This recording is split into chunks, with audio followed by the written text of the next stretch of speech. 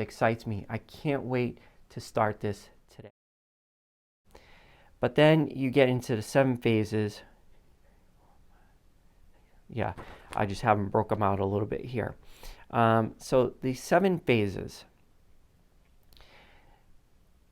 Not all plans have 7 phases, but let me talk about the 7 phases real quick. For me, and this is what makes my season complete, the 7 phases are recovery and rest, a build period, and then there's a base period, then there are cycles, then there's a taper period, then there's your big race or your race, and then you go back through the 7 phases. Now, each of these phases has a specific purpose, and they're different from one another, meaning that they have a different goal. So during the 7 phases, you get a little bit of a change, so you're not getting bored through the season. And what I look to do is get you to a point where we're building your season up to a high peak, and it ends. And at the very end, you then go through the whole cycle again. But in your mind, you're kind of like, I'm keeping you hungry. That's the whole point, is you want to keep, and the 7 phases are built not only to keep you healthy physically and keep progressing you physically, but also to keep you mentally challenged and not burnt out. Because what can happen in running is mental burnout or physical burnout. And these 7 phases take you through a progression. So if you're going out there and looking for a plan, maybe they don't have all 7 phases like I do, but they should have phases that kind of take you through a progression and take you to a summit, like a end, like this is the final show of the season finale. How about that? It's like a season finale, and at the end you can't wait to get to the next season. You want that next season. That's what a running plan overall should do. When you go from one plan to the other, it should be like, okay, I'm excited to see the season. I see, during shows you don't get to see what the overall arching goal is, but in running you do. But at the end of one season, you should be hungry for the next, and you can't wait. And that's what these 7 phases do. So there should be sort of like a gradual growth into a high peak, and then a kind of like, like an empty feeling, like, oh my gosh, I gotta fill this up. It's like a vacuum. All of a sudden, I gotta fill that up. And then you go back into the phases, and then you go gradually back up. And the vacuum is so strong that when you're going through the phases, you can't wait for the next phase. You're like, I can't wait to the next phase to get here.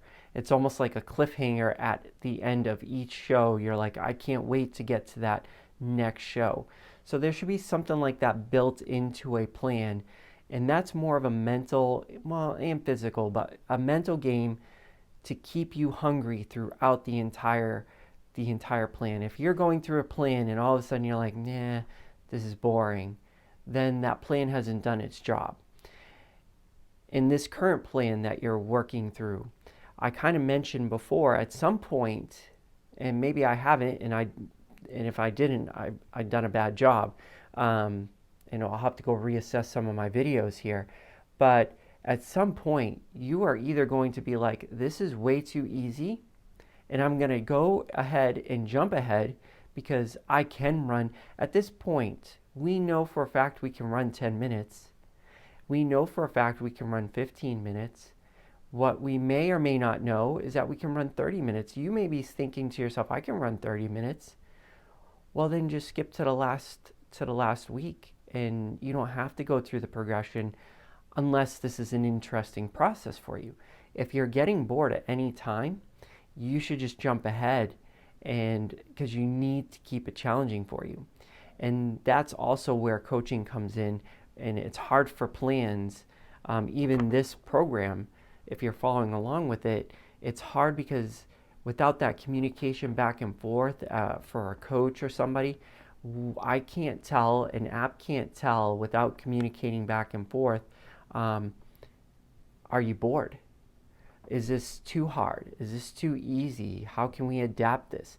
Maybe there's not enough steps. So right now you're out there sort of on your own trying to, make the program work for you, but you can jump ahead.